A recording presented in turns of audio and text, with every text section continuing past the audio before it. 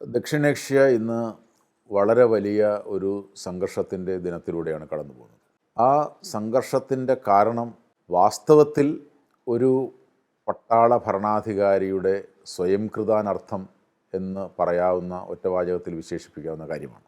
2019 370 എന്ന article എടുത്തുമാറ്റി കാശ്മീരിനെ union ടെറിട്ടറിയായി വിഭജിച്ചതിന് ശേഷം കഴിഞ്ഞ 5 വർഷമായി അവിടെ കാര്യങ്ങൾ കുറച്ച് മെച്ചപ്പെട്ടു വരികയായിരുന്നു എന്നതിൽ തർക്കമില്ല. ഭീകരാക്രമണങ്ങളും മറ്റുമൊക്കെ നിരന്തരം നടക്കുന്നുണ്ട്. എങ്കിലും മുൻകാലങ്ങളെ അപേക്ഷിച്ച് ഭീകരാക്രമണത്തിൻ്റെ അളവ് കുറഞ്ഞിട്ടുണ്ട് അവിടെ. അതുകൊണ്ട് തന്നെ ഈ കാശ്മീരിലേക്ക് വിനോദസഞ്ചാരികളുടെ പോക്കും വളരെ വലുതായി വർദ്ധിക്കുന്നു. ജമ്മു കാശ്മീരിൻ്റെ ഒരു അവസ്ഥയിൽ അവിടെ നമ്മുടെ 1947 മുതൽ അവിടെ നമ്മുടെ കേന്ദ്ര ഗവൺമെൻറ് തുടർന്ന് വന്ന വിവിധങ്ങളായിട്ടുള്ള നയങ്ങളുടെ ഫലമായി ആ രാജ്യം ആഗ്രഹിക്കുന്ന തരത്തിൽ വികസിച്ചിട്ടില്ല. ആ രാജ്യത്തുണ്ടായ പ്രശ്നങ്ങളുടെ ഒരു കാരണം കൂടി അതാണ് എന്ന് നമുക്ക് വേണമെങ്കിൽ പറയാം. അപ്പോൾ അവിടെ ശക്തമായ തൊഴിലില്ലായ്മയും അവികസിതാവസ്ഥയും ഒക്കെ ഈ ചരിത്രപരമായ കാരണങ്ങളാൽ നിലനിൽക്കുന്നുണ്ടായിരുന്നു. അപ്പോൾ അവിടെ അതിനെ ഈ താൽക്കാലികമായിട്ടെങ്കിലും പരിഹരിക്കുന്ന ഒരു കാര്യം വിനോദസഞ്ചാരമാണ്. ആ വിനോദസഞ്ചാരം ഈ അടുത്ത കാലത്ത് ശക്തിപ്പെടുകയും അതിൽ നിന്നും വരുമാനമുണ്ടായി കാശ്മീരിലെ യുവാക്കൾ പ്രത്യേകിച്ച് ജീവിതം കണ്ടെത്താനുള്ള ശ്രമം നടക്കുമ്പോൾ അതിനെ അട്ടിമറിക്കണം എന്നുള്ള കാഴ്ചപ്പാടോടുകൂടി പാകിസ്ഥാൻ്റെ ഇപ്പോഴത്തെ കരസേനാ മേധാവിയായിട്ടുള്ള ജനറൽ അസിം മുനീർ സംഘടിപ്പിച്ചതാണ് വാസ്തവത്തിൽ ഈ അവിടെ നടന്ന ആക്രമണവും ഇപ്പോൾ ഉണ്ടായിരിക്കുന്ന അതിനെ തുടർന്നുള്ള 2 രാജ്യങ്ങളും തമ്മിലുള്ള സംഘർഷവും. അവിടെ സംഭവിച്ചത് എന്താണ്? അവിടെ സംഭവിച്ചത് നമുക്കറിയാം.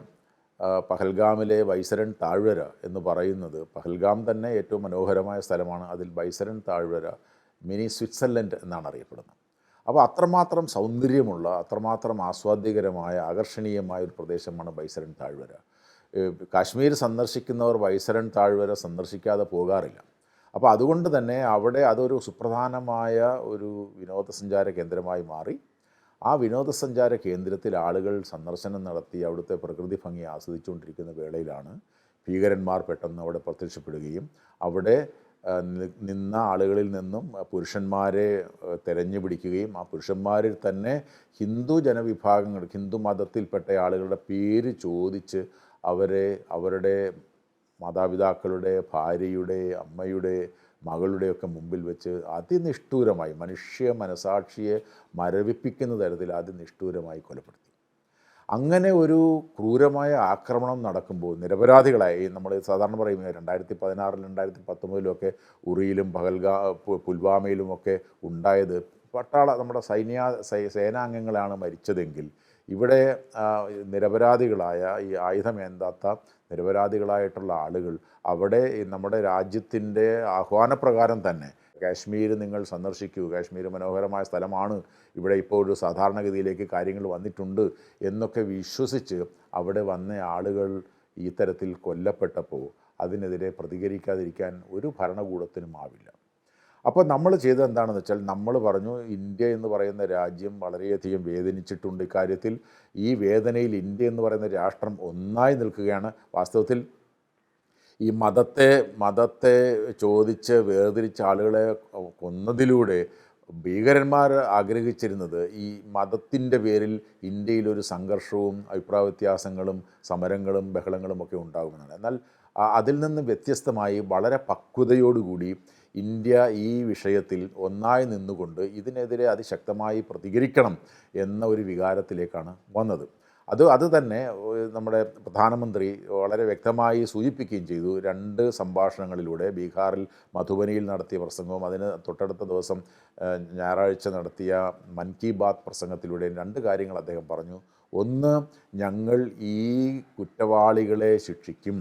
2, ഈ കുറ്റവാളികളെ മാത്രമല്ല ഇതിന് പിന്തുണ നൽകുന്ന ബാക്കേഴ്സ് ആയിട്ടുള്ള ആളുകളെയും ശിക്ഷിക്കും. ഈ 2 കൂട്ടരും ഭൂമിയുടെ ഏതറ്റത്ത് പോയാലും അവരെ തെരഞ്ഞു പിടിച്ച് ഞങ്ങൾ ശിക്ഷിക്കുമെന്ന് വളരെ വ്യക്തമായി അദ്ദേഹം പറഞ്ഞു. എന്ന് മാത്രമല്ല അത് എങ്ങനെ ചെയ്യണം, നടപ്പിലാക്കണം എന്നുള്ളത് വളരെ സിസ്റ്റമാറ്റിക്കായിട്ട് ആലോചിക്കുന്ന കാര്യങ്ങളിലേക്കും അവർ പോയി. നമുക്കറിയാം 2016 നമ്മൾ സർജിക്കൽ സ്ട്രൈക്ക് നടത്തി, 2019 ബാലക്കോട്ടിലേക്ക് വേറൊരു ഡെപ്തിലേക്ക് കയറി ഒരു ആക്രമണം നമ്മൾ നടത്തുകയുണ്ടായി. ഈ 2 ആക്രമണങ്ങൾക്ക് ശേഷവും, ഭീകരതാവളങ്ങൾ നമ്മൾ തകർത്തതിന് ശേഷവും വീണ്ടും ഭീകരന്മാർ 2025 ഏപ്രിൽ 22 നമ്മുടെ കാശ്മീരിലേക്ക് കടന്നു കയറി നിരപരാധികളെ കൊല്ലുക കൂടി ചെയ്തപ്പോൾ ഇതിങ്ങനെ, അതായത് ഒരു സർജിക്കൽ സ്ട്രൈക്കിലൂടെ മാത്രം ഇല്ലാതാക്കാൻ കഴിയുന്നതല്ല ഈ ഭീകരന്മാരുടെ പ്രവർത്തനങ്ങൾ. അതുകൊണ്ട് ഭീകരന്മാരെ മാത്രമല്ല, ഭീകരന്മാരെ പിന്തുണയ്ക്കുന്നവരെ കൂടി ഇല്ലാതാക്കിയാൽ മാത്രമേ ഈ പ്രശ്നത്തിന് പരിഹാരമുണ്ടാവൂ എന്ന് മനസ്സിലാക്കുകയും, അത് നമ്മൾ വ്യത്യസ്തങ്ങളായിട്ടുള്ള രീതികളാണ്, അല്ലെങ്കിൽ വ്യത്യസ്തങ്ങളായിട്ടുള്ള സ്ട്രാറ്റജിയാണ് ഇക്കാര്യത്തിൽ നമ്മൾ ചെയ്തത്. നമ്മുടെ ഈ വിഷയം, നമ്മളുടെ നിരപരാധികളായിട്ടുള്ള ആളുകളെ അതിഹീനമായ തരത്തിൽ മതം ചോദിച്ച്, ജാതി ചോദിച്ച്, അവരുടെ ബന്ധുക്കളുടെ മുമ്പിൽ വെച്ച് പോയിൻറ്റ് ബ്ലാങ്കിൽ കൊന്നിരിക്കുകയാണ് എന്ന വിഷയം ലോകത്തിനെ മുഴുവൻ ധരിപ്പിക്കുന്നതിൽ നമ്മൾക്ക് വിജയിക്കാൻ കഴിയും. അമേരിക്ക ഉൾപ്പെടെയുള്ള രാജ്യങ്ങൾ നമ്മുടെ പ്രധാനമന്ത്രിയെ വിളിക്കുന്നു. ലോകത്തുള്ള മിക്ക പ്രധാനപ്പെട്ട രാജ്യങ്ങളും നമ്മളെ വിളിക്കുകയും നമ്മളുടെ ഈ വിഷയത്തിൽ നമ്മളോടൊപ്പം സഹതപിക്കുകയും നമ്മളോട് ഐക്യദാർഢ്യം പ്രഖ്യാപിക്കുകയും ചെയ്യുകയും നമുക്ക് ഈ ഭീകരതയെ തടയാനുള്ള അവകാശമുണ്ട് എന്ന അഭിപ്രായങ്ങളിലേക്ക് വരികയും ചെയ്തു. അതിനെ തുടർന്ന് നമ്മുടെ പ്രധാനമന്ത്രിയുടെ നേതൃത്വത്തിൽ വ്യത്യസ്തങ്ങളായിട്ടുള്ള സമിതികൾ, സുരക്ഷയ്ക്ക് വേണ്ടിയിട്ടുള്ള ക്യാബിനറ്റ് സമിതി, സാമ്പത്തിക കാര്യ സമിതി, രാഷ്ട്രീയ സമിതി എന്നിവ കൂടുകയും അതിൻ്റെയൊക്കെ അടിസ്ഥാനത്തിൽ സേനകളുമായിട്ടുള്ള ചർച്ചകൾ നടത്തുകയും സേനകൾക്ക് പരിപൂർണമായ സ്വാതന്ത്ര്യം, എപ്പോൾ, എങ്ങനെ, എവിടെ നിങ്ങൾക്ക് ആക്രമണം നടത്താനുള്ള പരിപൂർണമായ സ്വാതന്ത്ര്യം ഞങ്ങൾ തന്നിരിക്കുന്നു, നിങ്ങളിൽ ഞങ്ങൾക്ക് പരിപൂർണമായ വിശ്വാസമുണ്ട് എന്ന് പ്രഖ്യാപിക്കുകയും അവർക്കതിനുള്ള പ്ലാൻ ചെയ്യാനുള്ള സ്വാതന്ത്ര്യം കൊടുക്കുകയും ചെയ്തു. അങ്ങനെ ഒരു വളരെ സിസ്റ്റമാറ്റിക്കായിട്ട് ഇത്തരം കാര്യങ്ങൾ ചെയ്യുകയും അതിനുള്ള തയ്യാറെടുപ്പുകൾ നടത്തുകയും ചെയ്തു. 14 ദിവസം. നമുക്കറിയാം, ഉറി ആക്രമണത്തിന് ശേഷം 10 ദിവസം കഴിഞ്ഞിട്ടാണ് നമ്മൾ തിരിച്ചടിച്ചത്. പുൽവാമ ആക്രമണത്തിന് ശേഷം 12 ദിവസം കഴിഞ്ഞിട്ടാണ് നമ്മൾ തിരിച്ചടി കൊടുത്തത്. ഇതിപ്പോൾ 14 ദിവസം കഴിഞ്ഞ് 15ാമത്തെ ദിവസമാണ് നമ്മൾ തിരിച്ചടിക്ക് തയ്യാറായത്. ആ തിരിച്ചടിയുടെ പേര് ഓപ്പറേഷൻ സിന്ദൂർ എന്നാണ്. ഓപ്പറേഷൻ സിന്ദൂർ എന്ന ആക്രമണത്തിന് ശേഷം ആ കാര്യങ്ങൾ വിശദീകരിക്കാൻ നമ്മുടെ വിദേശകാര്യ സെക്രട്ടറി വിക്രം മിശ്രിയോടൊപ്പം എത്തിയതും 2 വനിതകളാണ് എന്നുള്ളത് നമ്മൾ എത്രമാത്രം ഇതിന് വളരെ സിംബോളിക്കായിട്ട് കൂടി പ്രാധാന്യം നൽകുന്നു. അതിൽ തന്നെ 2 പേരും, എൻ്റെ ഒരു അറിവ് ശരിയാണെങ്കിൽ 2 പേരും ന്യൂനപക്ഷ സമുദായങ്ങളിലെ അംഗങ്ങൾ കൂടിയായിരുന്നു എന്നുള്ളതും വാസ്തവത്തിൽ നമ്മൾ ഒരു ലോകത്തിനും പാകിസ്ഥാനും നൽകുന്ന വളരെ വലിയ ഒരു സന്ദേശമാണ്. എന്താണ് ഓപ്പറേഷൻ സിന്ദൂറിലൂടെ നമ്മൾ നടത്തിയത്? നമ്മൾ കഴിഞ്ഞ 14 ദിവസമായി നടത്തിയ ഈ നിരീക്ഷണങ്ങൾക്കും പഠനങ്ങൾക്കും ശേഷം നമ്മൾ കണ്ടെത്തി 21 ഭീകരന്മാരുടെ താവളങ്ങൾ ഈ പാകിസ്ഥാൻ ഒക്കുപ്പൈഡ് കാശ്മീരിലും അതുപോലെ തന്നെ പാകിസ്ഥാൻ പ്രദേശത്തും ഉണ്ട് എന്ന് തിരിച്ചറിയുകയും അതിൽ ലഷ്കർ-ഇ തൊയ്ബയുടെയും ഹിസ്ബുൾ മുജാഹിദിൻ്റെയും മറ്റും ഭീകര താവളങ്ങൾ ഈ പറഞ്ഞ ഇടങ്ങളിലൊക്കെ ഉണ്ട്. അവിടങ്ങളിലാണ് ഈ ഭീകരന്മാർക്ക് താമസിക്കാനുള്ള ഇടവും പരിശീലന കേന്ദ്രവും ഒക്കെ നൽകി അവരെ പോറ്റി വളർത്തുന്നത്, പരിശീലിപ്പിക്കുന്നത് എന്ന് മനസ്സിലാക്കുകയും ചെയ്തതുകൊണ്ടാണ് നമ്മൾ ബഹവൽപൂരിലും മുരിദ്കയിലും സിയാൽകോട്ടിലും ഒക്കെ ആക്രമണം നടത്തി പാകിസ്ഥാൻ ഒക്കുപ്പൈഡ് കാശ്മീരിന് പുറമെ ഈ സാധാരണഗതിയിൽ നമ്മൾ കഴിഞ്ഞ 2 തവണയും 2016-ലും 2019-ലും നമ്മൾ ആക്രമണം നടത്തിയത് പാകിസ്ഥാൻ അധിനിവേശ കാശ്മീരിലായിരുന്നുവെങ്കിൽ അത് ഉറി ആക്രമണത്തിൻ്റെ സർജിക്കൽ സ്ട്രൈക്ക് കൊടുത്തതും അതുപോലെ തന്നെ ബാലക്കോട്ട് ഖൈബർ പഖ്തൂൺഖ്വയിലെ പ്രദേശത്താണ്. അപ്പോൾ അങ്ങനെയുള്ള സ്ഥലത്ത് നമ്മൾ കടന്നു കയറി ആക്രമണം നടത്തിയെങ്കിൽ ഇത്തവണ അവർ വിചാരിച്ചിരുന്നത് പാകിസ്ഥാൻ അധീന കാശ്മീരിലായിരിക്കും ആക്രമണം നടത്തുക എന്ന് കരുതിയെങ്കിൽ നമ്മൾ പാകിസ്ഥാൻ അധീന കാശ്മീരിലെ 5 ഇടത്തും പാകിസ്ഥാൻ്റെ ഉള്ളിൽ, പ്രത്യേകിച്ച് ലാഹോറിൻ്റെ അടുത്തും മറ്റുമൊക്കെ നമ്മൾ കടന്നു കയറി ബഹാവൽപൂരും മുരിദ്കയും ഒക്കെ പോലെയുള്ള സ്ഥലങ്ങളിൽ കടന്നു കയറി ആക്രമണം നടത്തുകയും അതിന് ശക്തമായ തിരിച്ചടി കൊടുക്കുകയും ചെയ്യും. എന്താണ് ആക്രമണത്തിൽ നമ്മൾ ശ്രദ്ധിച്ച കാര്യം? ഒന്ന്, നമ്മൾ അവിടുത്തെ സേനയെയോ അവിടുത്തെ സിവിലിയന്മാരെയോ അല്ല നമ്മൾ ലക്ഷ്യം വെച്ചത്. നമ്മൾ ലക്ഷ്യം വെച്ചത് ഈ ഭീകര താവളങ്ങളെ മാത്രമാണ്. അതിൽ വളരെ പ്രിസൈസീവായിട്ട് പ്രിസിഷൻ അറ്റാക്കാണ് നമ്മൾ നടത്തിയത്. അപ്പോൾ അങ്ങനെ ആക്രമണം നടത്തിയതിലൂടെ നമ്മളൊരു സന്ദേശം കൊടുത്തു. നമ്മുടെ വേദനയ്ക്കുണ്ടായ മറുപടിയാണ് നമ്മൾ നൽകിയത്. അത് തന്നെയും ഭീകരതാവളങ്ങളെയും ഭീകരന്മാരെയുമാണ് നമ്മൾ ലക്ഷ്യം വെച്ചത്. അവിടുത്തെ സൈനിക താവളങ്ങളെയൊന്നും നമ്മൾ ജനങ്ങളുടെ പൗരന്മാരെ ഒന്നും നമ്മൾ ലക്ഷ്യം വെച്ചില്ല. എന്ന് പറഞ്ഞാൽ വളരെ റെസ്പോൺസിബിളായിട്ടുള്ള രാജ്യം, വളരെ ഉത്തരവാദിത്വത്തോടെയുള്ളൊരു രാജ്യം ഈ സംഘർഷങ്ങൾ വലുതാക്കാതിരിക്കുക എന്ന ലക്ഷ്യത്തോട് കൂടിയിട്ടുമാണ് നമ്മൾ ഈ ആക്രമണം നടത്തിയത്. അങ്ങനെ ആക്രമണം നടത്തിയതിനു ശേഷം നമ്മൾ പറഞ്ഞു ദിസ് ഈസ് സിന്ദൂർ ഫേസ് 1, ഒന്നാം ഘട്ടമാണ് ഓപ്പറേഷൻ സിന്ദൂറിൻ്റെ ഒന്നാം ഘട്ടമാണ്. ഞങ്ങൾ പ്രഖ്യാപിച്ചത് ഞങ്ങൾ നിർവഹിച്ചിട്ടുണ്ട്. അതുകൊണ്ട് ഞങ്ങൾ ഇനി സംഘർഷം വർദ്ധിപ്പിക്കാൻ ആഗ്രഹിക്കുന്നില്ല. ഇതോടുകൂടി ഈ സംഘർഷം അവസാനിപ്പിക്കാൻ, ഈ നടപടികൾ അവസാനിപ്പിക്കാൻ, അതായത് ഭീകരാക്രമണം അവസാനിപ്പിക്കാൻ പാകിസ്ഥാൻ തയ്യാറാവുകയാണെങ്കിൽ അതോടെ സംഘർഷം അവസാനിക്കുമെന്നാണ് പറഞ്ഞത്. അപ്പോൾ അങ്ങനെ സംഘർഷം അവസാനിപ്പിക്കും എന്ന് പ്രതീക്ഷിച്ചെങ്കിലും നമുക്ക് പിന്നെ നമ്മൾ കാണാൻ കഴിഞ്ഞത് സംഘർഷം അവസാനിപ്പിക്കുന്നതല്ല, കൂടുതൽ ആക്രമണം, പ്രത്യേകിച്ച് ഈ കാലങ്ങളിലെല്ലാം അതിർത്തിയിൽ ലൈൻ ഓഫ് കൺട്രോളിൽ നിരന്തരമായി പാകിസ്ഥാൻ സേന വെടിവെക്കുകയായിരുന്നു. ആ പാകിസ്ഥാൻ സേനയുടെ വെടിവെപ്പിൻ്റെ ഫലമായി നിരപരാധികളായിട്ടുള്ള അതിർത്തിയിൽ താമസിക്കുന്ന പാവങ്ങളായിട്ടുള്ള നിരവധി ആളുകൾ മരിക്കുകയും ചെയ്തിരുന്നു. അപ്പോൾ അങ്ങനെ ഈ ആക്രമണം ഓപ്പറേഷൻ സിന്ദൂർ നടത്തിയതിന് ശേഷം ആണ് പിന്നെ പാകിസ്ഥാൻ വളരെ വലിയ തിരിച്ചടികൾക്കായിട്ട് തുനിഞ്ഞത്. വാസ്തവത്തിൽ നമ്മൾ ഈ ഓപ്പറേഷൻ സിന്ദൂർ ആരംഭിക്കുന്നതിന് മുമ്പ് തന്നെ നമ്മൾ പ്രഖ്യാപിച്ചിരുന്നു ഞങ്ങൾ കനത്ത തിരിച്ചടി ഇതിന് നൽകുമെന്ന് പറഞ്ഞു. അങ്ങനെ കനത്ത തിരിച്ചടി നൽകുമെന്ന് പറഞ്ഞപ്പോൾ പാകിസ്ഥാനിൽ നിന്നുണ്ടായ പ്രതികരണം നമ്മൾ ശ്രദ്ധിച്ചതാണ്. പാകിസ്ഥാനിൽ ഇതിലെ ഖ്വാജ ആസിഫ് എന്ന് പറയുന്ന അവരുടെ പ്രതിരോധ മന്ത്രി പറഞ്ഞു, ഞങ്ങളെ ആക്രമിച്ചാൽ ഞങ്ങൾ കയ്യും കെട്ടി നോക്കിയിരിക്കില്ല, ഞങ്ങളുടെ കയ്യിൽ ആണവായുധമുണ്ട്, അത് പ്രയോഗിക്കുമെന്നൊക്കെ അദ്ദേഹം പറഞ്ഞു. അതുപോലെ തന്നെ ബിലാവൽ ഭൂട്ടോ എന്ന് പറയുന്ന ബെനസീർ ഭൂട്ടോയുടെ മകൻ അല്ലെങ്കിൽ സുൽഫിക്കർ അലി ഭൂട്ടോയുടെ ചെറുമകൻ പറഞ്ഞു, ഞങ്ങൾക്ക് ഈ സിന്ധു നദീജല കരാർ നമ്മൾ മരവിപ്പിച്ചതിലൂടെ ആ വെള്ളം ഞങ്ങൾക്ക് കിട്ടിയില്ലെങ്കിൽ ഞങ്ങൾ ആ നദിയിലൂടെ രക്തപ്പുഴ ഒഴുക്കും എന്നൊക്കെ പറഞ്ഞു വളരെ പ്രകോപനപരമായ മിക്കവാറും എല്ലാ മന്ത്രിമാരും ഈ പ്രകോപനപരമായ തരത്തിൽ പ്രസംഗിക്കുന്ന നമ്മൾ കണ്ടതാണ്. എന്നാൽ നമ്മൾ കാണേണ്ട ഒരു പ്രധാന കാര്യം, ഈ ആക്രമണം നടത്തി ഓപ്പറേഷൻ സിന്ദൂർ എന്ന് പറയുന്ന ആക്രമണം നടത്തിയതിന് ശേഷം വളരെ പെട്ടെന്ന് ഈ ഖ്വാജ ആസിഫ് എന്ന് പറയുന്ന പാകിസ്ഥാൻ്റെ പ്രതിരോധ മന്ത്രി നടത്തിയൊരു പ്രസ്താവന വളരെ രസകരമാണ്. അതായത് ഞങ്ങളുടെ കയ്യിൽ നിങ്ങൾ ആക്രമിച്ചാൽ ഞങ്ങൾ ആണവായുധം കൊണ്ട് തിരിച്ചടിക്കുമെന്ന് പറഞ്ഞ ആ പ്രതിരോധ മന്ത്രി തന്നെ പറഞ്ഞു, നിങ്ങൾ ഇതോടുകൂടിയിട്ട് അവസാനിപ്പിച്ചാൽ ഞങ്ങൾ ആക്രമണത്തിൽ നിന്ന് പിന്മാറാൻ തയ്യാറാണ് എന്ന് പറഞ്ഞു. എന്ന് പറഞ്ഞാൽ അതിൽ നിന്ന് നമ്മൾ മനസ്സിലാക്കേണ്ട കാര്യം, പാകിസ്ഥാൻ എന്ന് പറയുന്ന രാഷ്ട്രത്തിന് ഇന്ത്യ പോലെ ലോക സമ്പദ് വ്യവസ്ഥയിൽ 3ാമത്തെ സ്ഥാനമുള്ള ഇന്ത്യ പോലെയുള്ള ഒരു രാജ്യത്തിന്, സൈനികമായി 3ാം സ്ഥാനത്ത് നിൽക്കുന്ന ഒരു രാജ്യത്തിന്, രാഷ്ട്രീയമായി വളരെ ശക്തമായി നിൽക്കുന്ന രാജ്യത്തിന് എതിരിടാൻ കെൽപ്പുള്ള ഒരു രാജ്യമല്ല. സാമ്പത്തികമായി ദുർബലമായി നിൽക്കുന്ന രാജ്യം, രാഷ്ട്രീയമായി വളരെ ദുർബലമായി നിൽക്കുന്ന കാര്യം, സൈനികമായി പോലും ദുർബലമായിട്ടുള്ളൊരു രാജ്യം, അതിന് ഇന്ത്യ പോലെയുള്ള രാജ്യവുമായി ഒരു യുദ്ധത്തിലേർപ്പെട്ട് വിജയിക്കാനുള്ള യാതൊരു സാധ്യതയുമില്ല. എന്ന് മാത്രമല്ല, പാകിസ്ഥാനും ഇന്ത്യയും എപ്പോഴെല്ലാം യുദ്ധം നടന്നിട്ടുണ്ടോ അപ്പോഴെല്ലാം അപമാനകരമായി പരാജയപ്പെട്ടുള്ള രാജ്യം കൂടിയാണ് പാകിസ്ഥാൻ. അപ്പോൾ അങ്ങനെയുള്ളൊരു തിരിച്ചറിവ് കൂടി ഉണ്ടായതുകൊണ്ടാവണം ഈ ഖ്വാജ ആസിഫിനെ പോലെയുള്ള ആൾ പറഞ്ഞത് ഞങ്ങൾ യുദ്ധം അവസാനിപ്പിക്കാൻ തയ്യാറാണ്. പക്ഷെ പിന്നെ അതിനകത്തൊക്കെ അദ്ദേഹം മാറി. എന്താണെങ്കിലും ആ യുദ്ധം അവസാനിക്കുന്ന ഈ ആക്രമണം അവസാനിക്കുന്ന ഒരു രീതിയല്ല നമ്മൾ കണ്ടത്. കഴിഞ്ഞ ദിവസങ്ങളിൽ തിരിച്ചടിക്കാനുള്ള അവരുടെ മിസൈലുകളും ഡ്രോണുകളുമൊക്കെ ഇന്ത്യയുടെ വിവിധ നഗരങ്ങളിലേക്ക് അയച്ചുകൊണ്ട് തിരിച്ചടിക്കാനുള്ള ശ്രമമാണ് ഉണ്ടായത്. പക്ഷേ ആ തിരിച്ചടിക്കാനുള്ള ശ്രമങ്ങളെയൊക്കെ നമുക്ക് വളരെ ഫലപ്രദമായി തടയാൻ കഴിഞ്ഞു. നമ്മളുടെ കയ്യിലുള്ള, നമ്മൾ കഴിഞ്ഞ വർഷങ്ങളിലൊക്കെ വാങ്ങിയ പുതിയ ആധുനികങ്ങളായിട്ടുള്ള വിമാനങ്ങളും മിസൈൽ പ്രതിരോധ സംവിധാനങ്ങളുമൊക്കെ ഉപയോഗിച്ചുകൊണ്ട് നമുക്ക് അവയെ ശക്തമായി പ്രതിരോധിക്കാൻ കഴിഞ്ഞു. അവയിൽ 3 കാര്യങ്ങൾ എടുത്തു പറയേണ്ടതുണ്ട്. ഒന്ന് റഫാൽ വിമാനങ്ങളാണ്. ആ റഫാൽ വിമാനങ്ങൾ വളരെ ശക്തമായി നമുക്ക് ആക്രമണത്തിന് വേണ്ടിയിട്ട് ഉപയോഗിക്കാൻ കഴിയുന്ന വിമാനങ്ങളാണ്. ആ റഫാൽ വിമാനങ്ങൾ ഉപയോഗിച്ചുകൊണ്ടുള്ള മിസൈൽ ആക്രമണത്തിലൂടെയാണ് ഈ ബഹവൽപൂരിലും സിയാൽകോട്ടിലും മുരിത്കയിലുമൊക്കെ നമ്മൾ ആക്രമണം നടത്തിയതെല്ലാം നശിപ്പിച്ചത്.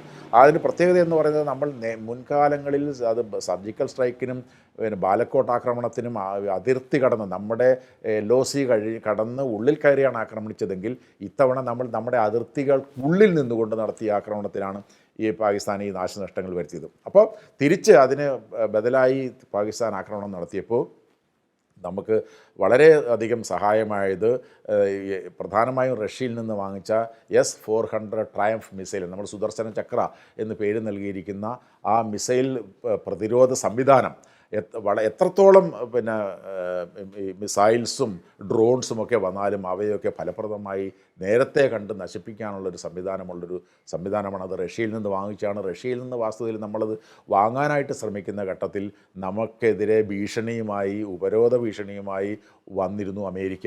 ഒരു കാരണവശാലും S-400 ട്രയംഫ് മിസൈൽ വാങ്ങരുത്, അങ്ങനെ വാങ്ങിച്ചാൽ ഞങ്ങൾ ഉപരോധം ഏർപ്പെടുത്തുമെന്ന് പറഞ്ഞെങ്കിലും നമ്മൾ നെഗോഷിയേഷൻസും മറ്റുമൊക്കെ നടത്തിയിട്ടാണ് റഷ്യയിൽ നിന്നത് വാങ്ങിച്ചത്. അത് വാങ്ങിച്ചത് കൊണ്ടാണ് വളരെ ഫലപ്രദമായി ഇത് നമുക്ക്, അതുമാത്രമല്ല ആകാശ് മിസൈൽ പോലെ ഒരു ഇൻ്റഗ്രേറ്റഡ് മിസൈൽ റെസിസ്റ്റൻസ് സിസ്റ്റമാണ് നമ്മുടെ കയ്യിലുള്ളത്. അപ്പോൾ അങ്ങനെ നമ്മൾ വികസിപ്പിച്ചതും നമ്മൾ വാങ്ങിച്ചതുമായിട്ടുള്ള വ്യത്യസ്തങ്ങളായിട്ടുള്ള ഈ പ്രതിരോധ സംവിധാനം ഉപയോഗിച്ചുകൊണ്ടാണ് വളരെ ഫലപ്രദമായി ഈ നിമിഷം വരെ 9-ാം തീയതി ഈ റെക്കോർഡ് ചെയ്യുന്ന സമയം വരെ ഈ കാര്യങ്ങൾ ഫലപ്രദമായി, ഇപ്പോഴും ആക്രമണം നടക്കുമ്പോൾ അതിനെയൊക്കെ എല്ലാം വളരെ ഫലപ്രദമായി പ്രതിരോധിക്കാൻ കഴിയുന്ന നമ്മുടെ ഈ മിസൈൽ സംവിധാനം ഉപയോഗിച്ചുകൊണ്ടാണ്. സാധാരണഗതിയിൽ എപ്പോഴും അവർ ഉയർത്തുന്ന ഒരു സംഘർഷമുണ്ടാകുമ്പോൾ നിരന്തരം ആവർത്തിക്കുന്ന ഒരു പല്ലവിയാണ് ഞങ്ങൾ ആണവ രാഷ്ട്രമാണ്, ആണവായുധം ഞങ്ങൾ പ്രയോഗിക്കുന്നത്. ഇത് വാസ്തവത്തിൽ എപ്പോഴും എടുത്ത് ഉപയോഗിക്കാവുന്ന ഒരു ആയുധമല്ല. അതാണ് നമ്മൾ ഒന്നാമത് അറിയേണ്ട കാര്യം. പാകിസ്ഥാൻ നമ്മൾ ആണവ ആയുധം വികസിപ്പിക്കുന്ന രാജ്യങ്ങൾക്കൊരു ന്യൂക്ലിയർ ഡോക്ട്രിനുണ്ട്, ആണവ നയം. ആ ആണവ നയം ഇന്ത്യയെ സംബന്ധിച്ചാണെങ്കിൽ നമ്മൾ ഈ ആയുധം വികസിപ്പിച്ചതിന് ശേഷം തന്നെ നമ്മൾ പ്രഖ്യാപിച്ചു, ഈ നോ ഫസ്റ്റ് യൂസ്, ഞങ്ങൾ ഈ ആണവായുധം ആദ്യം ഒരു പ്രത്യാക്രമണത്തിൻ്റെ ഭാഗമായി ഒരിക്കലും ഉപയോഗിക്കില്ല. ഇത് നമ്മുടെ ഇന്ത്യയുടെ നയമാണ്. അതേസമയം പാകിസ്ഥാൻ അങ്ങനെ പ്രഖ്യാപിച്ചിട്ടില്ല. ഈ നോ ഫസ്റ്റ് യൂസ് എന്ന് പറഞ്ഞ് പ്രഖ്യാപിച്ചിട്ടില്ല. അവർ പറഞ്ഞ് ഏത് തരത്തിലുള്ള ആക്രമണത്തെ നേരിടുന്നതിന് വേണമെങ്കിലും ഞങ്ങൾ ഈ ആണവായുധം ഉപയോഗിക്കും എന്നാണ് പറഞ്ഞിരിക്കുന്നത്. നമ്മൾക്കറിയാം ഏതാണ്ട് 170ഓളം ആണവ ബോംബുകൾ അവരുടെ കയ്യിലുണ്ട്. ഏതാണ്ട് അതിൻ്റെ ഒരു 180ഓളം ആണവ ബോംബുകൾ ഇന്ത്യയുടെ കയ്യിലുമുണ്ടോ എന്നാണ് അറിയപ്പെടുന്ന കണക്ക്. അവയെല്ലാം കുറച്ച് രഹസ്യമാണ്, അതുകൊണ്ട് കൃത്യമായിട്ടുള്ള കണക്കുകളല്ലാവാം. എന്താണെങ്കിലും നമ്മൾ കാണേണ്ട ഒരു കാര്യം, ഈ ആണവായുധ ആക്രമണം എന്ന് പറഞ്ഞാൽ ഒരു തവണ ഒരു ആണവായുധ ആക്രമണം നടത്തിക്കഴിഞ്ഞാൽ അതുകൊണ്ട് ഒരു രാജ്യത്തിന് വിജയിക്കാൻ കഴിയില്ല. അപ്പോൾ തീർച്ചയായിട്ടും എതിർപക്ഷത്ത് നിൽക്കുന്ന രാജ്യം ആണവായുധ രാജ്യമാണെങ്കിൽ അവർ അതിനെതിരായി ആക്രമണം നടത്തും. അപ്പോൾ ആ ആക്രമണത്തെ അതിജീവിച്ചുകൊണ്ട് വീണ്ടും ആണവായുധ ആക്രമണം നടത്താൻ കഴിഞ്ഞാൽ മാത്രമേ ഈ ആദ്യം ആണവായുധ ആക്രമണം തുടങ്ങുന്ന രാജ്യത്തിന് വിജയിക്കാൻ കഴിയൂ. നമ്മൾ മനസ്സിലാക്കേണ്ട കാര്യം, ആണവായുധമുണ്ട് എങ്കിലും അവയെ ഫലപ്രദമായി കരയിൽ നിന്നും കടലിൽ നിന്നും ആകാശത്ത് നിന്നും വിക്ഷേപിക്കാനുള്ള, അതായത് സെക്കൻഡ് സ്ട്രൈക്ക് കേപ്പബിലിറ്റി എന്നൊക്കെ നമ്മൾ പറയുന്ന തരത്തിലുള്ള കേപ്പബിലിറ്റി പാകിസ്ഥാൻ ഉള്ളതായി നമുക്ക് യാതൊരു അറിവുമില്ല. എന്നാൽ അതിൽ നിന്ന് വ്യത്യസ്തമായി ഈ ട്രയാഡ് സിസ്റ്റം എന്നൊക്കെ പറയുന്ന കണക്കും ഇന്ത്യക്ക് വളരെ ഫലപ്രദമായി ഈ 3 തരത്തിലുള്ള ആക്രമണത്തിനുമുള്ള ശേഷി ഉള്ള രാജ്യമാണ്. എന്ന് മാത്രമല്ല, നമുക്ക് ഈ നമ്മുടെ സേനയുടെ കാര്യം എടുത്തു കഴിഞ്ഞാൽ വിമാനവാഹിനി കപ്പൽ വരെ നമ്മുടെ കയ്യിലുണ്ട്. കറാച്ചി പോലെയുള്ള ഏറ്റവും പ്രധാനപ്പെട്ട അവരുടെ തുറമുഖത്തെ ഉപരോധിക്കാനും ആക്രമണം നടത്താനും, കറാച്ചിയിലൊക്കെ നമ്മൾ ആക്രമണം നടത്തി കഴിഞ്ഞു. കറാച്ചിയിലും ലാഹോറിലും ഇസ്ലാമാബാദിലും റാവൽപിണ്ടിയിലും പെഷവാറിൽ വരെ നമ്മുടെ മിസൈലുകളും മറ്റുമൊക്കെ ആക്രമണം നടത്തി എന്നുള്ള വാർത്തകളാണ് വരുന്നത്. എന്ന് പറഞ്ഞാൽ ഇന്ത്യ ഇപ്പോൾ ആഗ്രഹിക്കുന്ന തരത്തിൽ, അതായത് അവരുടെ മിസൈൽ പ്രതിരോധ സംവിധാനം ലാഹോറിൽ നമ്മൾ തകർത്തു. അപ്പോൾ ലാഹോറിൽ അവരുടെ മിസൈൽ പ്രതിരോധ സംവിധാനം തകർക്കുക എന്ന് പറഞ്ഞാൽ ഇനി അവിടെ ആക്രമണം നടത്തുന്നതിന് നമുക്ക് യാതൊരു തടസ്സവുമില്ല എന്നുള്ളതാണ്. എന്ന് പറഞ്ഞാൽ ഇന്ത്യ ആഗ്രഹിക്കുന്ന ഇടത്ത് ആക്രമണം നടത്താനുള്ള രീതിയിലേക്ക് ഈ യുദ്ധം മാറിയിരിക്കുന്നു. എന്നിട്ട് പോലും ഇന്ത്യ വളരെ ഉത്തരവാദിത്വം, അവർ നമ്മളെ ആക്രമിക്കുന്നതിന് ബദലായിട്ടുള്ള ആക്രമണമല്ലാതെ അതിശക്തമായ ആക്രമണം നമ്മളിപ്പോഴും തുടങ്ങിയിട്ടില്ല. ഇപ്പോൾ നാം മനസ്സിലാകുന്നത്, പ്രതിരോധ മന്ത്രി സേനാംഗങ്ങളുമായി സംസാരിക്കുന്നു, പ്രധാനമന്ത്രിയുമായി സംസാരിക്കുന്നു, അതുപോലെ തന്നെ ദേശീയ സുരക്ഷാ ഉപദേഷ്ടാവുമായി സംസാരിക്കുന്നു. അങ്ങനെ അതായത് പുതിയതായി രൂപം കൊണ്ടുവരുന്ന, അതായത് ആക്രമണത്തിലേക്ക്, അപ്രഖ്യാപിത യുദ്ധത്തിലേക്ക് പാകിസ്ഥാൻ പോകുന്നൊരു സന്ദർഭം ഉണ്ടെങ്കിൽ അതിനെ നേരിടുന്നതിനുള്ള സ്ട്രാറ്റജികളാണ് ഇപ്പോൾ നമ്മുടെ മന്ത്രിസഭ ഉൾപ്പെടെ ആലോചിച്ചുകൊണ്ടിരിക്കുന്നത്. ഇന്ന് വൈകിട്ട് അതിൻ്റെ പത്രസമ്മേളനത്തിലൂടെ അത്തരം വിവരങ്ങൾ ഇന്ത്യക്ക് നൽകാനുള്ള സാധ്യതയുമുണ്ട്. എന്താണെങ്കിലും സംഘർഷം രൂക്ഷമാകുന്ന തലത്തിലേക്കാണ് പോകുന്നത്. കാരണം നിലവിൽ അമേരിക്ക ഉൾപ്പെടെയുള്ള പ്രധാനപ്പെട്ട ഒരു രാജ്യവും ഈ യുദ്ധം അവസാനിപ്പിക്കുന്നതിന് വേണ്ടിയിട്ടുള്ള ശ്രമങ്ങൾ നടത്തുന്നില്ല. മാർക്കോ റൂബിയോ എന്ന് പറയുന്ന സെക്രട്ടറി ഓഫ് സ്റ്റേറ്റ്, അമേരിക്കയുടെ വിദേശകാര്യ സെക്രട്ടറിയോട് ചോദിച്ചു പറഞ്ഞത്, ഞങ്ങൾക്ക് ഈ സംഘർഷത്തിൽ ഉത്കണ്ഠയുണ്ട്, പക്ഷേ ഇപ്പോൾ ഞങ്ങൾ ഇതിൽ ഇടപെട്ട് മധ്യസ്ഥ വഹിക്കാൻ ഉദ്ദേശിക്കുന്നില്ല എന്നാണ് പറഞ്ഞത്. എന്നാൽ ചെറിയ രാഷ്ട്രങ്ങൾ, സൗദി അറേബ്യ പോലെയുള്ള രാജ്യങ്ങൾ, ഇറാൻ പോലെയുള്ള രാജ്യങ്ങൾ, അതിൻ്റെ വിദേശകാര്യമന്ത്രിമാർ ഇന്ത്യയിൽ വന്നുകൊണ്ട് ഈ സംഘർഷത്തിൽ അയവ് വരുത്താനുള്ള ശ്രമങ്ങൾ നടക്കുന്നുണ്ട്. പക്ഷേ ഇപ്പോഴത്തെ സാഹചര്യത്തിൽ അത് എത്രത്തോളം ഫലപ്രദമാകും എന്നുള്ള കാര്യത്തിൽ സംശയമുണ്ട്. നമ്മൾ ഈ പഹൽഗാമിലെ ആക്രമണത്തെ സൂക്ഷ്മമായി മനസ്സിലാക്കാൻ ശ്രമിച്ചാൽ നമ്മൾ എത്തിച്ചേരുന്നത് ഈ ജനറൽ അസിം മുനീർ എന്ന് പറയുന്ന സേനാധിപനിലാണ്. എന്തുകൊണ്ടാണ് ജനറൽ അസിം മുനീർ ഈ ഒരു അഡ്വഞ്ചറിന്, ഈ സാഹസത്തിന്, ഒരു തരത്തിൽ പറഞ്ഞാൽ ആത്മഹത്യാപരമായ ഒരു പ്രവർത്തനത്തിന് മുതിർന്നത്? അതിൻ്റെ കാരണം നമ്മൾ തിരക്കി ചെല്ലുമ്പോൾ നമുക്ക് 2-3-4 കാര്യങ്ങൾ കാണാൻ കഴിയും. ഒന്നെന്ന് പറയുന്നത് പാകിസ്ഥാൻ രാഷ്ട്രീയത്തിൽ സേനയുടെ അപ്രമാദിത്വമാണ്, സേനയുടെ മേധാവിത്വമാണ്. ആ സേനയുടെ മേധാവിത്വം ഉള്ളതുകൊണ്ട് തന്നെ പാകിസ്ഥാനിലെ രാഷ്ട്രീയ നേതൃത്വം എന്ന് പറയുന്നത് എല്ലാ കാലത്തും വളരെ ദുർബലമായിരിക്കും. ഇപ്പോൾ വളരെ ദുർബലമാണ്. എന്തുകൊണ്ടാണ് ഇപ്പോൾ പാകിസ്ഥാൻ രാഷ്ട്രീയം വളരെ ദുർബലമായിരിക്കുന്നത്? നമുക്കറിയാം, ഇപ്പോൾ അധികാരത്തിലിരിക്കുന്നത് ഷഹബാസ് ഷെരീഫാണ്.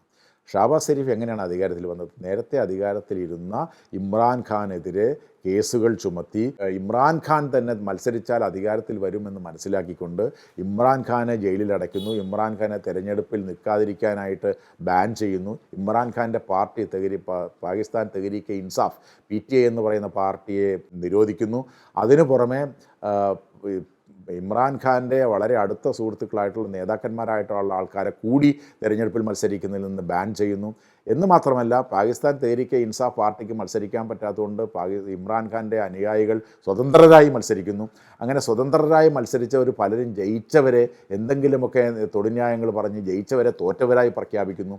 അങ്ങനെ സേനയുടെ വളരെ കടുത്ത ഇടപെടലിൻ്റെ ഫലമായിട്ടാണ് ഒരുപക്ഷേ ഈ നീതിയുക്തവുമായ തെരഞ്ഞെടുപ്പ് നടത്തിയിരുന്നെങ്കിൽ ഇമ്രാൻഖാൻ തന്നെ അധികാരത്തിൽ വരുമായിരുന്ന അവസ്ഥയിൽ നിന്നും ഈ ഷഹബാസ് ഷെരീഫിനെ കൂട്ടുകക്ഷി ഗവൺമെൻറ്റിനെ അധികാരത്തിൽ കൊണ്ടുവന്നത് തന്നെ അസിം മുനീറാണ്.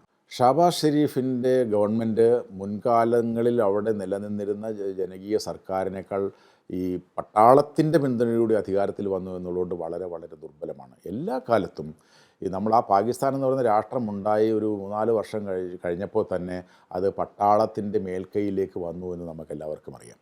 ഇപ്പോൾ അതിശക്തമായി പാകിസ്ഥാൻ രാഷ്ട്രീയത്തെയും പാകിസ്ഥാൻ സമ്പദ് വ്യവസ്ഥയും സമ്പൂർണ്ണമായി നിയന്ത്രിക്കുന്നത് പാകിസ്ഥാൻ പട്ടാളമാണ്. നമുക്കറിയാം, ഫൗജി ഫൗണ്ടേഷൻ പോലുള്ള ഫൗണ്ടേഷനുകളിലൂടെ, വ്യത്യസ്തങ്ങളായിട്ടുള്ള ഫൗണ്ടേഷനുകളിലൂടെ പാകിസ്ഥാൻ സമ്പദ് വ്യവസ്ഥയുടെ ഏതാണ്ട് 50% നിയന്ത്രിക്കുന്നത് പാകിസ്ഥാൻ സേനയാണ്. അപ്പോൾ പാകിസ്ഥാൻ സേന എന്ന് പറയുന്നത് അവിടുത്തെ ഏറ്റവും പ്രധാനപ്പെട്ട ഒരു വിഭാഗമായി ഈ സേനയിൽ നിന്ന് വിരമിച്ചവരും ജീവിക്കുമ്പോൾ സാധാരണക്കാരായിട്ടുള്ള ആളുകളുടെ ജീവിതം ദുരിതത്തിൽ ഉള്ളതാണ്. അപ്പോൾ 2 തരത്തിലുള്ള പാകിസ്ഥാൻ അവിടെയുണ്ട്. സാധാരണക്കാരായിട്ടുള്ള ജനങ്ങളുടെ ഒരു പാകിസ്ഥാനും, ഒരു പൊളിറ്റിക്കൽ പാകിസ്ഥാനും, മറ്റൊന്നൊരു മിലിറ്ററി പാകിസ്ഥാനുമുണ്ട്. അപ്പോൾ ഈ മിലിറ്ററി പാകിസ്ഥാനാണ് വാസ്തവത്തിൽ ഈ രാജ്യത്തെ നിയന്ത്രിക്കുന്നത്. അതുകൊണ്ട് എന്താ സംഭവിക്കുന്നതെന്ന് വെച്ചാൽ, നമുക്കറിയാം, എല്ലാ രാജ്യങ്ങൾക്കും ആ രാജ്യങ്ങളെ വികസിപ്പിച്ച് കൊണ്ടുപോകണം, വളർത്തിക്കൊണ്ടുപോകണം എന്നുള്ള ആഗ്രഹമുണ്ടാവുകയും അതിനനുസരിച്ചുള്ള പദ്ധതികൾ ആസൂത്രണം ചെയ്യുകയും ചെയ്യുന്നുണ്ടെങ്കിൽ, ഈ പട്ടാളത്തിന് അവരുടെ മാത്രം താല്പര്യങ്ങളാണ് സംരക്ഷിക്കേണ്ടതുള്ളൂ എന്നുള്ളതുകൊണ്ട് അവർക്ക് ഈ രാജ്യത്തിൻ്റെ വികസനത്തെ സംബന്ധിച്ച് യാതൊരു കാഴ്ചപ്പാടുമില്ല. നമുക്കെല്ലാവർക്കും അറിയാം, പാകിസ്ഥാനിൽ നിന്ന് 1971 വിട്ടുമാറിയ രാജ്യമാണ് ബംഗ്ലാദേശ്. ഇന്ന് ബംഗ്ലാദേശ് പാകിസ്ഥാനേക്കാൾ വളരെ സാമ്പത്തികമായി വളർന്ന രാജ്യമായി മാറി. എന്തുകൊണ്ട് മാറി? അവർക്ക് രാജ്യത്തിൻ്റെ വളർച്ചയിലും വികസനത്തിലും താല്പര്യമുള്ള ഭരണകൂടങ്ങൾ അവിടെ ഉണ്ടായി എന്നുള്ളതുകൊണ്ടാണ്. ഇവിടെ എന്തുകൊണ്ടുണ്ടായില്ല? ഇവിടെ ഉണ്ടാകാത്തതിൻ്റെ കാര്യം, ഈ രാജ്യത്തിൻ്റെ സമ്പദ് വ്യവസ്ഥയും രാഷ്ട്രീയ വ്യവസ്ഥയും സമ്പൂർണ്ണമായി നിയന്ത്രിക്കുന്നത് പാകിസ്ഥാൻ സേനയായി മാറി എന്നുള്ളതുകൊണ്ടാണ്. അപ്പോൾ അങ്ങനെ പാകിസ്ഥാൻ സേന ഈ അവിടുത്തെ സാമൂഹ്യ രാഷ്ട്രീയ സാമ്പത്തിക ജീവിതത്തിൽ ഒരു നീരാളി പോലെ ഇങ്ങനെ പടർന്നു നിൽക്കുന്നത് കൊണ്ട് അവിടുത്തെ ജനങ്ങളിൽ ഇപ്പോൾ, നേരത്തെ ഒന്നും ഇല്ലാതിരുന്നതാണ്, പക്ഷേ ഇപ്പോൾ അവിടുത്തെ സേനയ്ക്കെതിരായി പോലും അതിശക്തമായ വികാരം ഉണ്ടായിരിക്കുന്നു. അതിന് ഏറ്റവും അധികം നേതൃത്വം കൊടുത്ത ഇമ്രാൻഖാനാണ് അവിടുത്തെ രാഷ്ട്രീയത്തിൽ ഏതാണ്ട് ഈ അടുത്ത കാലത്ത് ആദ്യമായി അതിശക്തമായി പാകിസ്ഥാൻ സേനയെ വെല്ലുവിളിക്കുന്ന നേതാവായി ഉയർന്നത്. അതുകൊണ്ടാണ് അദ്ദേഹത്തിന് പദവി പോയത്, ഒന്നാമത്തെ കാര്യം. മറ്റൊന്ന്, ഈ പറഞ്ഞ തരത്തിലുള്ള സാമ്പത്തികമായും രാഷ്ട്രീയമായുമുള്ള അവിടുത്തെ സാമൂഹ്യമായുമൊക്കെയുള്ള പ്രശ്നങ്ങൾ കാരണം ജനങ്ങളുടെ ജീവിതം ദുരിതമയമാണ്. നമുക്കറിയാം, ബലൂചിസ്ഥാൻ എന്ന് പറയുന്ന സ്ഥലത്ത് ബലൂചിസ്ഥാൻ ലിബറേഷൻ ആർമി പാകിസ്ഥാൻ സേനയ്ക്കും പാകിസ്ഥാൻ ഗവൺമെൻറ്റിനുമെതിരായി നടത്തുന്ന സമരങ്ങൾ, കഴിഞ്ഞ മാസം ഒരു ട്രെയിൻ തന്നെ അവർ തട്ടിക്കൊണ്ടുപോയി. അതിൻ്റെ ഫലമായിട്ട് 66 ആളുകളാണ് മരിച്ചത്. ഇന്നലെ ബലൂചിസ്ഥാൻ ലിബറേഷൻ ആർമി നടത്തിയ ആക്രമണത്തിൽ 16 പാകിസ്ഥാൻ സേനകൾ മരിച്ചു. അവരിതിപ്പോൾ ഏറ്റവും ഒടുവിൽ വരുന്ന വാർത്ത, ബലൂചിസ്ഥാൻ്റെ തലസ്ഥാനമായ ക്വറ്റ, അവർ കീഴടക്കി. എന്ന് മാത്രമല്ല, ബലൂചിസ്ഥാൻ എന്ന് പറയുന്ന പുതിയ രാഷ്ട്രമുണ്ടാവണം, ഐക്യരാഷ്ട്രസഭ അവരെ അംഗീകരിക്കണമെന്ന് പറഞ്ഞിട്ടുള്ള അവകാശവാദവുമായി രംഗത്ത് വന്നിട്ടുണ്ട്. അപ്പോൾ ബലൂചിസ്ഥാൻ ഏതാണ്ട് ഈ പാകിസ്ഥാൻ്റെ നിയന്ത്രണത്തിൽ നിന്ന് പോകുന്ന സ്ഥിതിയിലേക്ക് വന്നിരിക്കുന്നു. ഖൈബർ പഖ്തൂൺഖ്വ പ്രവിശ്യയിലും ഇത് കണക്ക് പാകിസ്ഥാൻ ഗവൺമെൻറ്റിനെതിരായിട്ട് പ്രതിഷേധമുണ്ട്. തെഹ്രീക്ക് താലിബാൻ പാകിസ്ഥാൻ എന്ന് പറയുന്ന താലിബാൻ്റെ ഉപവിഭാഗമായ ഭീകര സംഘടന പാകിസ്ഥാൻ ഗവൺമെൻറ്റിനെതിരായിട്ട് ഉള്ള പ്രവർത്തനങ്ങൾ നടത്തുന്നുണ്ട്. അപ്പോൾ സാമൂഹ്യമായും രാഷ്ട്രീയമായും പിന്നെ നമ്മൾ ഈ പറഞ്ഞ കണക്ക് സാമ്പത്തികമായും വളരെയധികം ദുർബലമായി നിൽക്കുന്നതിനാൽ അതിൻ്റെ എല്ലാം ഉത്തരവാദി ഈ പട്ടാളമാണ്. അതുകൊണ്ട് സൈന്യത്തിനെതിരായി നമുക്കറിയാം, ഈ പാകിസ്ഥാൻ്റെ ചരിത്രത്തിൽ ആദ്യമായി ഇമ്രാൻഖാനെ ജയിലിൽ അടച്ചപ്പോൾ ഈ സേനയുടെ റാവൽപിണ്ടിയിലെ ആസ്ഥാന മന്ദിരം വരെ ആക്രമിക്കുന്ന തരത്തിലേക്ക് ജനകീയ സമരം ഉണ്ടായി. അത് പാകിസ്ഥാൻ്റെ ചരിത്രത്തിലാദ്യമാണ്. എന്ന് പറഞ്ഞാൽ പാകിസ്ഥാനിൽ ഇതുവരെ സേനയ്ക്കുണ്ടായിരുന്ന ഒരു അപ്രമാദിത്വം അല്ലെങ്കിൽ സേനയ്ക്കുണ്ടായിരുന്ന പിന്തുണ ഇല്ലാതായിരിക്കുന്നു. ആ പിന്തുണ ഉണ്ടാക്കിയെടുക്കാനും നവംബർ മാസം കാലാവധി അവസാനിക്കുന്ന ജനറൽ അസിം മുനീറിന് വീണ്ടും ഒരു 2 വർഷം കൂടെ കിട്ടുകയും പിന്നെ ഒരു 5 വർഷം കൂടെ കിട്ടുകയും, കാരണം ഈ സേനാധിപൻ്റെ കാലാവധി 5 വർഷമായി പിന്നെ മാറ്റുന്ന നിയമ ഭേദഗതി അസിം മുനീറിൻ്റെ നേതൃത്വത്തിൽ പാസ്സാക്കിയതാണ്. അപ്പോൾ ഇദ്ദേഹത്തിന് മറ്റൊരു സിയാഉൽ ഹക്കോ മറ്റൊരു പർവേസ് മുഷാറഫോ ആയി 10-15 വർഷം പാകിസ്ഥാനെ അടക്കി ഭരിക്കണമെന്ന് പറയുന്ന സ്വാർത്ഥപരമായ ആഗ്രഹം നടപ്പിലാക്കുന്നതിന് വേണ്ടി കണ്ടുപിടിച്ച ഒരു വിനാശകരമായ പദ്ധതിയാണ് പഹൽഗാമിലെ ആക്രമണത്തിലൂടെ നമ്മൾ കണ്ടത്. അപ്പോൾ അതാണ് അതിൻ്റെ കാര്യം. യഥാർത്ഥത്തിൽ ഈ സ്വാർത്ഥമതിയായ തൻ്റെ കസേര ഉറപ്പിക്കുന്നതിന് വേണ്ടി ഒരു ജനറൽ, അത് തന്നെ ആ ജനറലിനുള്ള പ്രത്യേകത എന്ന് പറഞ്ഞാൽ, ഇപ്പോൾ ബജ്വ പോലെയുള്ള സേനാധിപന്മാരുണ്ടായിരുന്നു ഇദ്ദേഹത്തിന് തൊട്ട് മുമ്പ്. അപ്പോൾ ബജ്വ ഡോക്ട്രിൻ പോലെയുള്ള ഡോക്ട്രിൻ അവതരിപ്പിച്ചുകൊണ്ട് ഇന്ത്യയും പാകിസ്ഥാനും തമ്മിൽ സൗഹൃദത്തിലാണ് പോകേണ്ടത്, സംഘർഷത്തിലല്ല പോകേണ്ടത് എന്നുള്ള ചിന്ത അവതരിപ്പിച്ച ആളാണ് ബജ്വ. ബജ്വയ്ക്ക് ശേഷം വന്ന ഇദ്ദേഹത്തിൻ്റെ മറ്റൊരു പ്രത്യേകത എന്താണ്? ഇദ്ദേഹം ഈ ഇസ്ലാമിക തീവ്രവാദപരമായ നിലപാടെടുക്കുന്ന ഒരു നേതാവാണ്. അദ്ദേഹത്തിൻ്റെ പ്രസംഗങ്ങളിലെല്ലാം ഈ അങ്ങനെയുള്ള ആശയങ്ങൾ, ഇന്ത്യ വിരുദ്ധ ആശയങ്ങൾ നടത്തുകയും, ടു നേഷൻ തിയറി, ഇന്ത്യയും പാകിസ്ഥാനും 2 രാജ്യങ്ങളാണ്, 2 സംസ്കാരമാണ്, 2 ചരിത്രമാണ്, ഈ 2 രാജ്യങ്ങൾക്ക് ഒരുമിച്ച് പോകാൻ കഴിയത്തില്ല, ഇന്ത്യയാണ് നമ്മുടെ 1-ാം നമ്പർ ശത്രു എന്നൊക്കെ പറഞ്ഞിട്ട് ഈ പഹൽഗാം ആക്രമണത്തിൻ്റെ 1 ആഴ്ച മുമ്പ് അദ്ദേഹം നടത്തിയ പ്രസംഗവും ഈ ഒരാഴ്ചയ്ക്ക് ശേഷം നടക്കാനിരിക്കുന്ന ഈ ആക്രമണത്തിന് ഉള്ള ഒരു മുന്നോടിയായി വേണമെങ്കിലും കരുതാവുന്നതാണ്. അങ്ങനെ സ്വന്തം താല്പര്യങ്ങൾ, സ്വന്തം സ്വാർത്ഥ താല്പര്യങ്ങൾ സംരക്ഷിക്കുന്നതിന് വേണ്ടി ജനറൽ അസിം മുനീർ സംഘടിപ്പിച്ച ആത്മഹത്യാപരമായ ഒരു ആക്രമണമാണ് വാസ്തവത്തിൽ പഹൽഗാമിലെ ബൈസരൻ താഴ്വരയിൽ നമ്മൾ ഏപ്രിൽ 22-ാം തീയതി കണ്ടത്.